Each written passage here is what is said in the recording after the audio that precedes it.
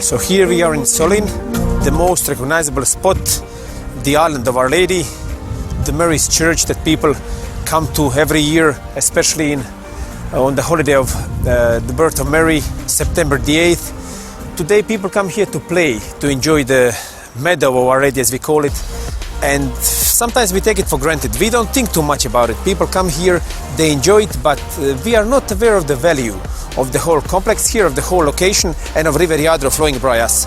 So let's start with Jadro. What does Jadro mean to this area? What is Jadro today? What has it been in the past? And hopefully will be in future. Since the beginning of life in this area, it always provided life, provided fresh water. Today about 300,000 people live here because of it.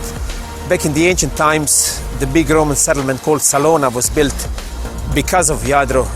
Here where it was, you're going to see it a bit later. And this specific location, apart from the river, is important for us because about 86% of Croatians are Roman Catholic. This is the place that we worship, where we come to worship Mary. And what you see today is a church built in 1880. There was an older church underneath it. Remains were found, it burned in fire, and this was built there. But building a tower for this church, when they prepared to build it, they found the remains of another church just behind it.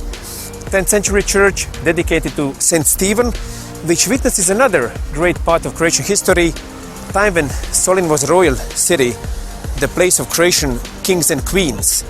A famous local priest and archaeologist called Frane Bulić discovered the sarcophagus of the most famous queen in this area, Queen Jelena. She was buried in a sarcophagus just behind this church. Now the remains of the older one, St. Stephen ones, is in the ground. And we believe that her son, famous Croatian king Stjepan Držislav, was crowned exactly there. So this is very important for our history and for our presence as well.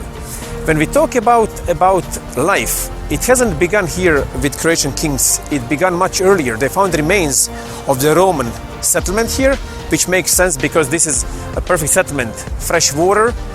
Back in the days, delta of Jadro was separating this area into 13 smaller islets. This was the biggest one.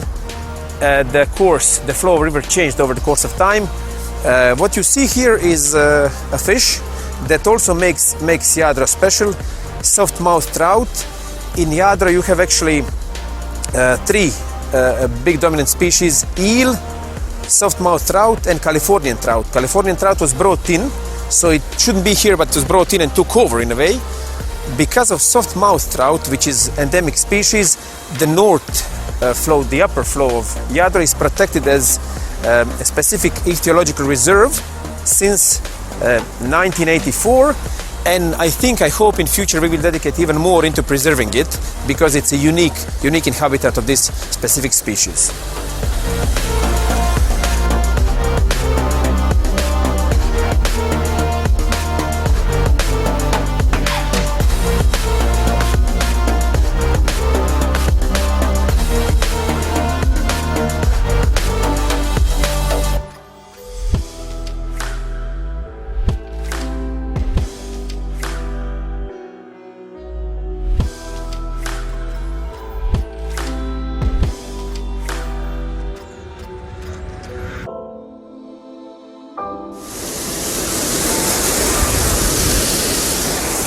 At this specific location, Pope John Paul II decided to meet the young Catholics from Croatia. People came in huge numbers, met him here at 1998 when Pope visited this part of the world. Beloved Pope by Croatians because at the time of need he supported Croatia, and young people of this area came here and paid their respect, showed their faith. So basically, since the Roman times onwards, this was and continued to be, and hopefully will continue being, Croatian center, Croatian cradle of Christianity.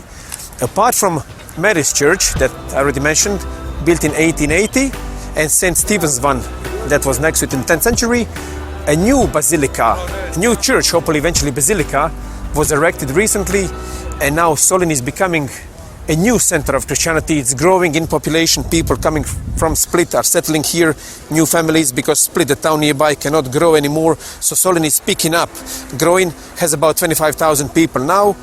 A new church that hopefully will become a basilica of Holy Family was built, and it will, as it once was, make Solin the center of Christianity in this area.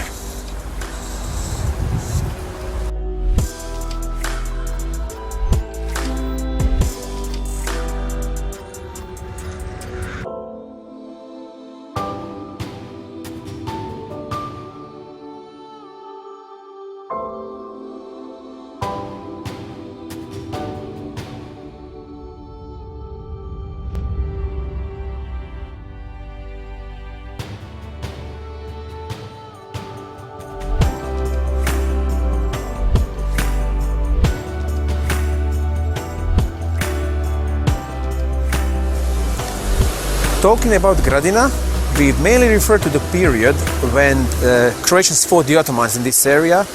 Gradina was built as a fort, built by Turks in 1531 to prevent Klis from being supplied. Klis fortress nearby that was thrown in the eye of an Ottoman Empire. A local hero and a captain, Peter Krujic, destroyed it in 1532.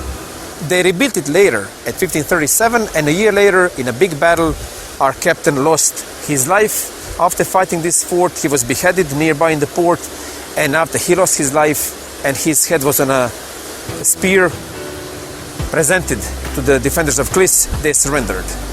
We have to mention, if you come and visit Gradina, you will find remains of an old Christian church from the 6th century, renovated in the 10th or 11th century, and across from it you have a farm, trout farm, because you cannot fish in Jadro, but still there is a way to buy it and enjoy the tasteful food.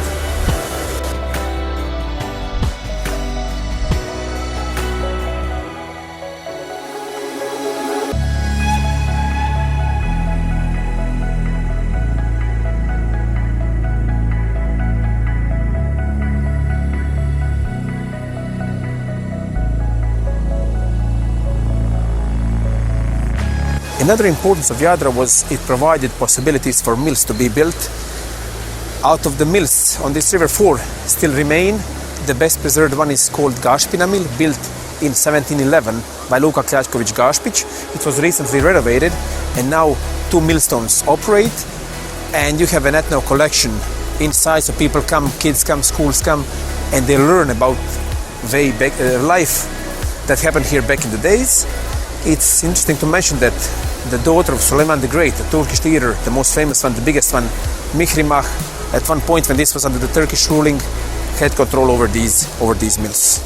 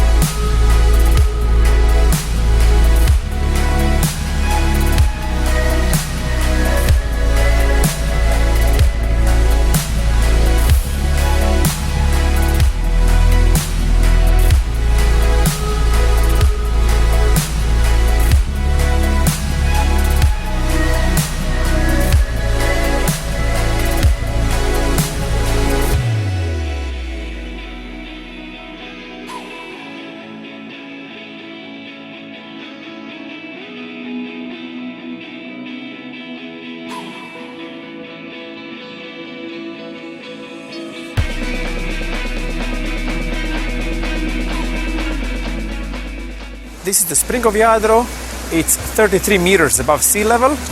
The length of the whole river is about 4.3 kilometers, and 2 aqueducts were built at this location. One in the 1st century AD to supply the ancient city of Salona with water, about 3.8 kilometers long, and the one in the late 3rd century AD to supply Diocletian's palace with water, 9 kilometers long, renovated in the 19th century, 5 kilometers still in use today.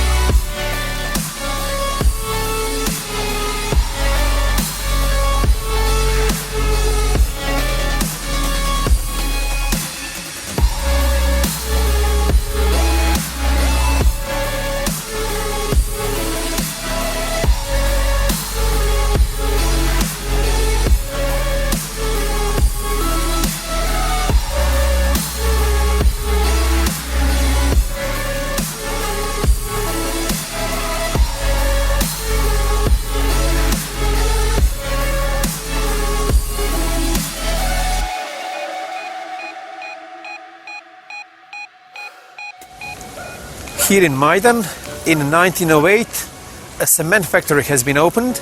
It worked for a century. 2,500 people worked there. After it got closed, it was time to turn back to what was important, preserving the nature.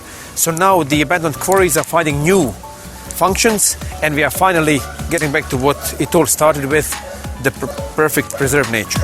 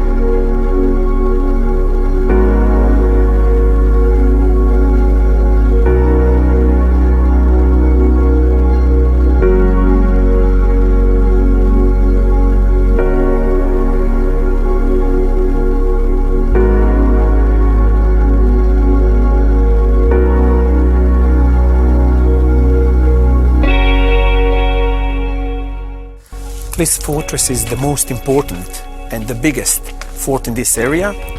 It's about 305 meters long and 53 meters wide at the widest point. It was mentioned back in the 6th and then later in the 7th century AD. It was also very important in the time of Croatian dynasty Trpimirovići when they were ruling the kingdom. But the most important part of its history is definitely the time when some brave men called Uskoci, with a captain called Peter Kružić, opposed a huge Ottoman army and for a couple of decades stopped them from taking over. Unfortunately, 1537, the captain Peter Kružić was killed, beheaded, and the fortress surrendered. And for 111 years, this was held and ruled by the Ottomans, by the Turks. Finally, 1648, it was liberated. Later, Venetian ruling left the mark, they had to renovate.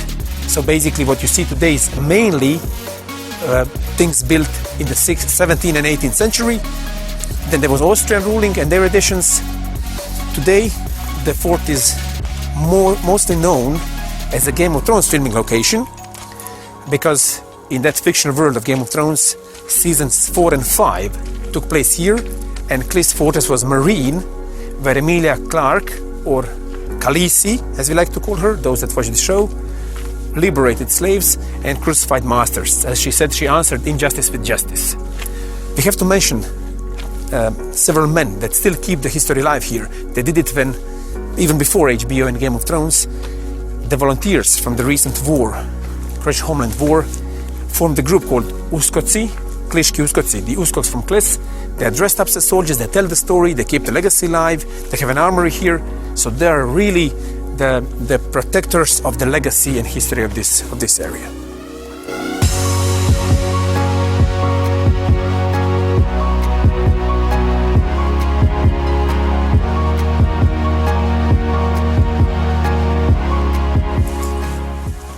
In the old armory, Uskoci from Klis redid it.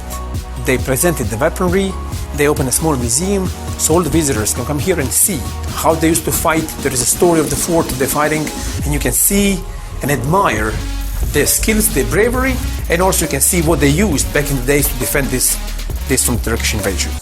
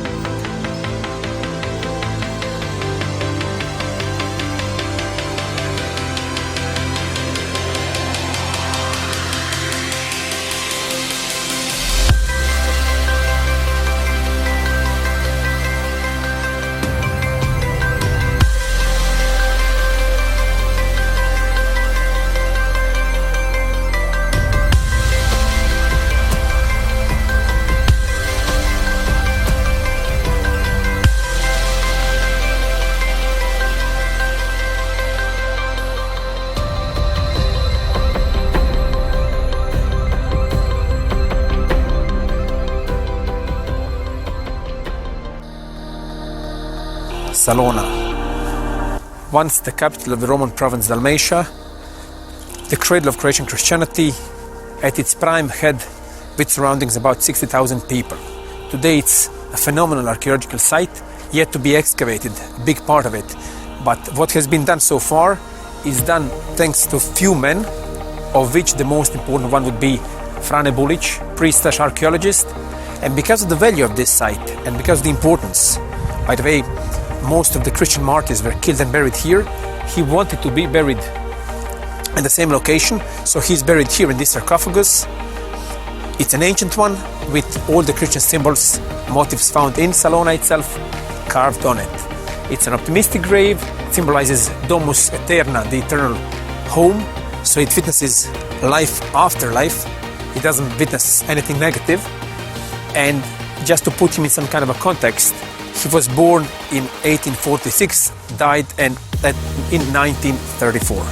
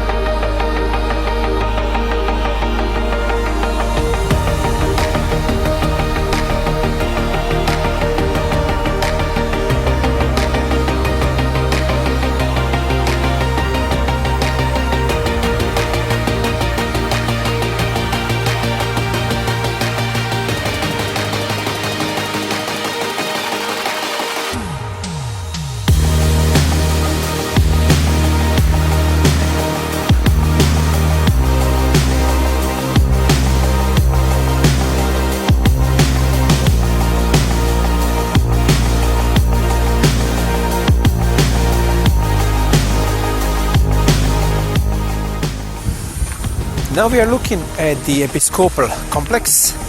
Salona once was a smaller city, and in time of peace, 1st century AD, Pax Romana, it grew towards east and west. So this is the eastern edition, and the new section was built on this side, but as Christianity prevailed, what was pagan became Christian. Christianity took over. So you see remains of pieces mainly from the 5th and 6th century AD. There used to be two basilicas, the largest one, Basilica Urbana, that you can still see, and the one behind it. The rounded part is a baptistry. The square one next to it, catechumene, classroom, most likely for people that were getting ready to be baptized as adults, or maybe consignatory for the confirmation. And then the trench that you see, this was the aqueduct built back in the days to supply Salona with fresh water from the Jadro River, 3.8 kilometers long.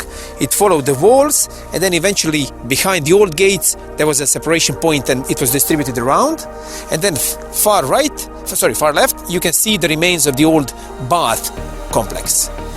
A lot of it still remains unexcavated, so it's not only this that you see that Salona was, but this is awaiting for better days when more will be excavated. But so far, what was done was mainly done, as said before, by Don Frane Bulic and some people before him. In the distance you can see Porta Caesarea, which was once the entrance into the old city.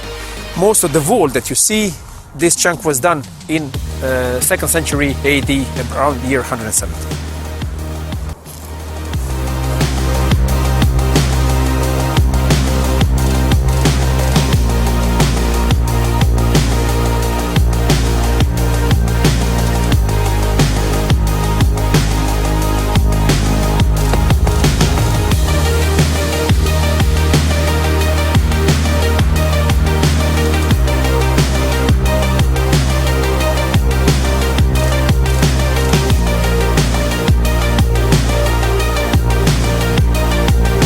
The amphitheater of Salona was built in the 2nd century AD, built for 17,000 people, had 3 levels, 2 for sitting and top one for standing.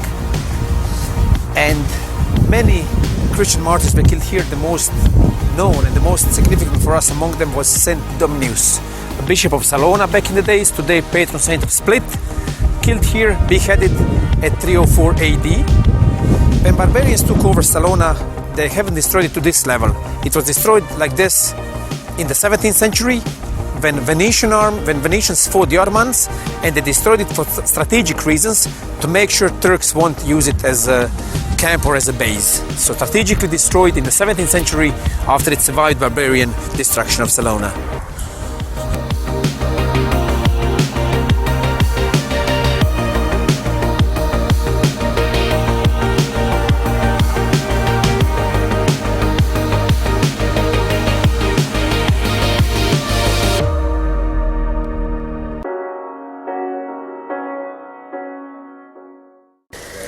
Underneath the mountain of Kozjak, a stretch of coast, a beautiful bay, is situated called Kastela.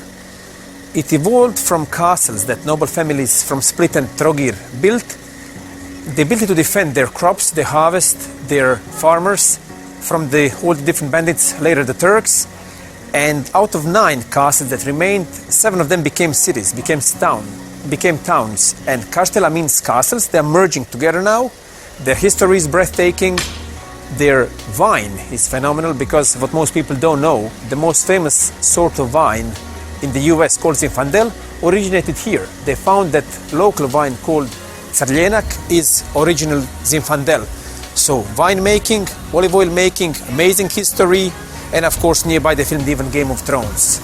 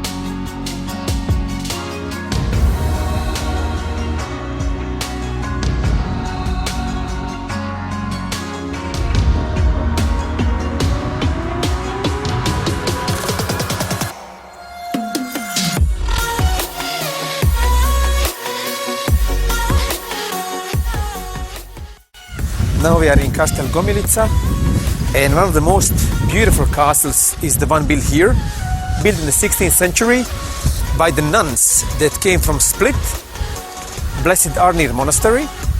And today it's basically still extremely charming because people still live within it. It used to be a shelter for 17 families that came from a village that the Ottomans destroyed, and still people live within it. Later they used it to press olives, and you can still find, if you go within this passage, you can still find the remains of the machinery that they used to press olives with. Another thing that brought attention to here, to this location, is Game of Thrones again. They filmed some segments of Bravos, fictional town, right here, and this is the area where Arya Stark sells clams and cockles.